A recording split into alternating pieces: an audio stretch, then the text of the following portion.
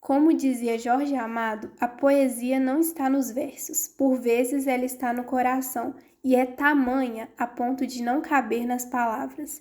E é por isso que entender as palavras e o seu vocabulário é muito importante para poder compreender o que o autor está passando para a sociedade e qual é a sua intenção. Eu sou Ana Laura e eu vou reconhecer o vocabulário do livro Os Capitães da Areia.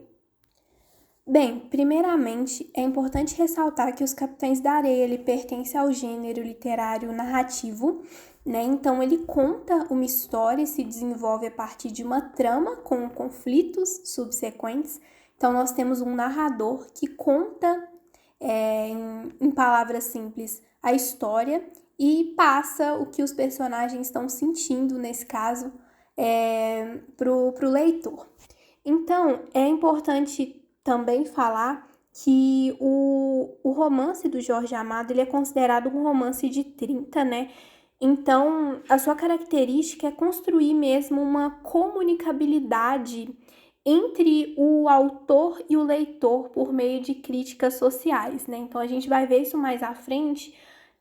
E também ele faz essa crítica, ele constrói essa ponte de comunicabilidade por meio das famosas cartas à redação, né? O que são cartas à redação? Bem no começo do livro, a gente tem manchetes muito grandes, sugestivas, que são reportagens mesmo, que o autor ele inventou, que saíram ali no contexto do livro, divulgando quem são os capitães da areia, que eles são muito perigosos, o que eles fazem, onde eles vivem, né? Então, essas cartas, elas aproximam o leitor, nós, leitores dos Capitães da Areia, né? Então, ele cria, o Jorge Amado, essa ideia de efeito real, né? A partir, claro, de um tom de denúncia ali da história. Eu peguei um trecho que diz: Crianças ladronas. As aventuras sinistras dos Capitães da Areia. A cidade infestada por crianças que vivem do furto. Urge uma providência do juiz de menores e do chefe de polícia. Ontem houve mais um assalto. O que chama atenção, claro, é o fato da manchete ali da época, né, que supostamente existiu no contexto do livro, dizer infestada por crianças que vivem do furto. Isso acaba sendo uma coisa que talvez não chame atenção, mas que realmente é algo quase absurdo. Infestado dá a ideia de que aquelas crianças são como uma doença ou como uma peste, né? Não sei, como, sei lá, uma condição urbana super ruim ali que tá prejudicando a cidade, né? Então, realmente é bem forte o que ele usa, infestado. Bem, a linguagem da obra também, a linguagem que está presente, ela tenta ao máximo se aproximar da oralidade, da forma como nós conversamos uns com os outros, né? O ser humano por vezes, ele usa uma linguagem mais informal, dependendo do contexto.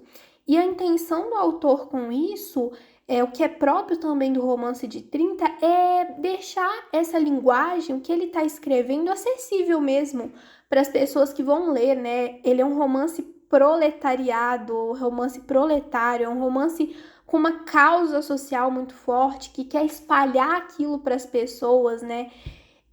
Por vezes também, muitos termos da linguagem do Jorge Amado, né, do vocabulário que ele usa, são muito livres ou muito próprios também da língua falada, né?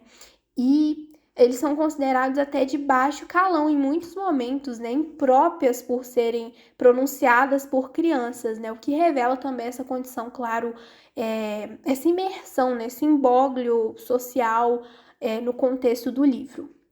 Bem, eu peguei outro trecho que a gente vai conseguir perceber um pouco dessa linguagem, né, desse vocabulário mais livre, e é o Pedro Bala, que ele acordou ali de madrugada no trapiche e ele viu uma cena um tanto curiosa. Olha o que diz. Tu tá roubando de um companheiro? O outro ficou calado, coçando o queixo ferido.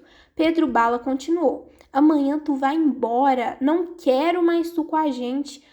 Vai ficar com a gente de Ezequiel, que vive roubando uns dos outros. Eu só queria era ver.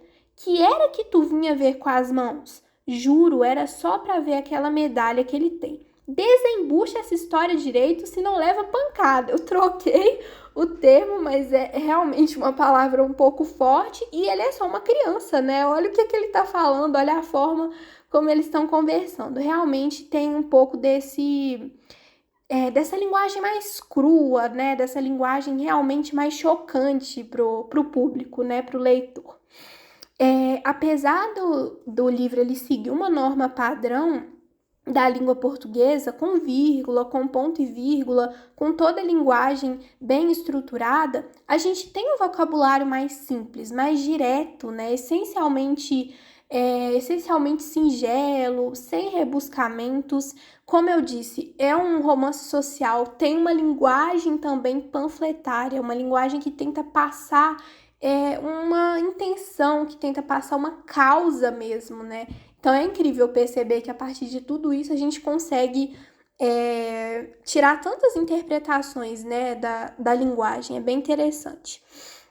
E por fim, é válido ressaltar que o Jorge Amado ele não deixa suas raízes salvadorenses, baianas, para fora do livro, né? Para fora das entrelinhas do livro. Então ele coloca um regionalismo muito forte na sua criação. Então, em muitos momentos a gente vê termos super próprios da Bahia, uma espécie de linguagem mesmo que revela a região onde eles estão, por assim dizer. E ela é uma língua que evolui, né? Ela possui uma variação histórica. A gente consegue perceber que muitas palavras, hoje em dia, atualmente, né, não são mais utilizadas, não são mais escritas da forma como elas são escritas, a famosa farmácia com PH, sabe? Então, isso mostra uma linguagem que evoluiu, né? Assim como os seres humanos, a língua também evolui, ela também é mutável, né? Então, o trecho diz o seguinte, o trecho que eu escolhi. Morreu quando tu nem tinha 6 meses. Nesse tempo, Raimundo trabalhava na fábrica de cigarros de Itapajipe. Depois foi que veio para as docas. João de Adão repetiu, quando tu quiser. Pedro Bala fez um aceno com a cabeça, interrompendo, né, o que ele ia falar. Depois perguntou, foi uma coisa batuta a greve, não foi? E ficaram ouvindo João de Adão narrar a greve. Quando ele acabou, Pedro Bala disse, eu gostava de fazer uma greve, deve ser porreta. E assim, 3 palavras, na verdade, me chamaram bastante atenção. Batuta e porreta, né? Que são palavras bem próprias, com esse regionalismo bem assim marcado. São expressões usadas pelos baianos mesmo. E esse uso do pretérito para tentar se referir ao futuro. Eu gostava de fazer uma greve. Ele quer dizer o quê? Eu gostaria de fazer uma greve, né? Então, a gente consegue apreender que a partir disso, o Pedro Bala, assim como os demais capitães, eles são pessoas que não tiveram oportunidade, infelizmente, de ler, de escrever, de aprender em uma escola, né? O único personagem que sabe ler, que aprendeu isso sozinho, né, de acordo com o livro, é o professor, por isso que ele tem esse nome. Então, a gente consegue perceber essa condição marginalizada por meio da linguagem, que por vezes é muito pesada, usa expressões consideradas chulas, de baixo calão, né? Mas ela também, por outrora, é uma linguagem direta, né? Sucinta, com descrições geralmente mais simples sobre o espaço, sobre as ruas, né? As alamedas de Salvador, né? Por onde eles andam. E ela também afirma essa condição ao qual os personagens estão submersos e consegue trazer uma crítica social bem legal.